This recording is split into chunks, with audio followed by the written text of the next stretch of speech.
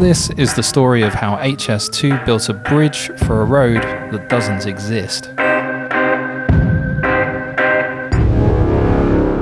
So I'm here at the end of Bowood Lane in my motor vehicle, and this is probably about as close as anybody will ever get to actually driving on this bridge. The bridge is on Bowood Lane, which links the A413 to Kings Lane just southeast of Wendover. But there's a slight problem. This is Bowood Lane. As you can probably tell, there hasn't been a car down here for quite some time. When they did surveys around the year 2000, maybe 15 or 20 brave vehicles would come up here in each direction on a daily basis. But now this road is completely impassable to all but the most robust 4x4s, and then probably ones that you don't care about getting too scratched, because the reality is the vegetation has now largely taken it over. There are tree roots, bushes, shrubs and things which are intruding into the road, and you would have pretty much no chance driving any kind of vehicle down here.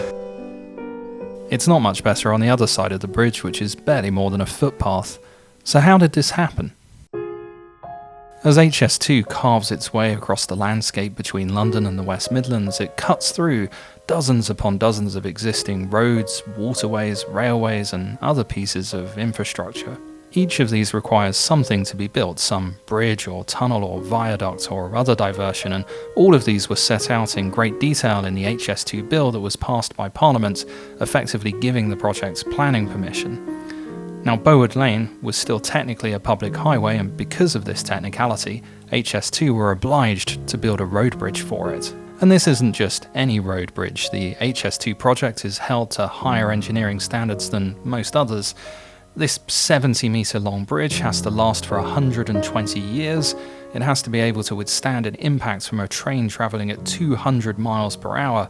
And yet, the reality is there are no buildings, there are no houses, there are no farms, there is nothing, no reason to have to come down here. It was just a sort of convenient rural rat run in the 20th century. Bowood Lane isn't even close to being usable, which makes the bridge rather pointless. The road is completely overgrown. I don't think I can even see a trace of tarmac or even gravel underneath.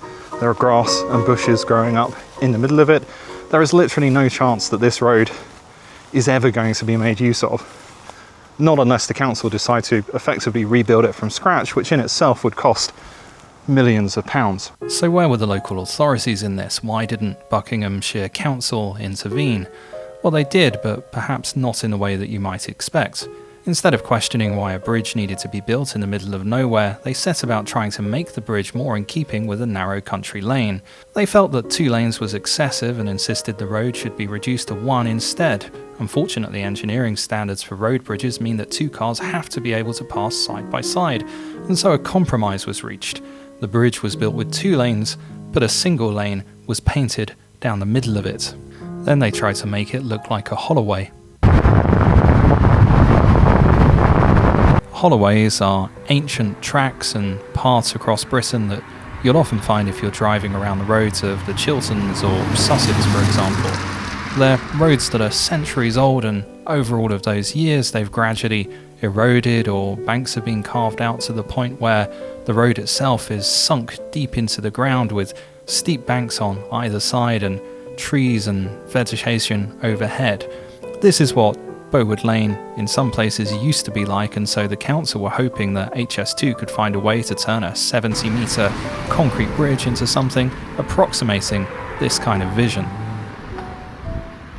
The council's solution was to insist on grass verges on either side of the not a single lane road, even though holloways famously don't have verges.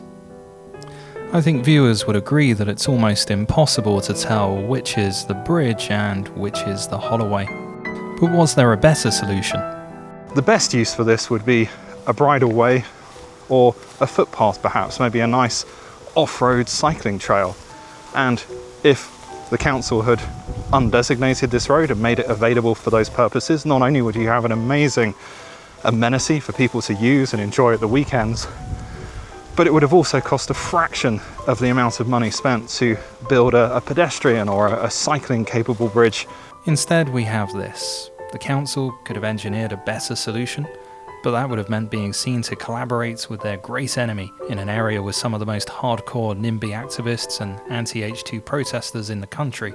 Maybe it was easier just to make their symbolic objections and let the British taxpayer pick up the bill.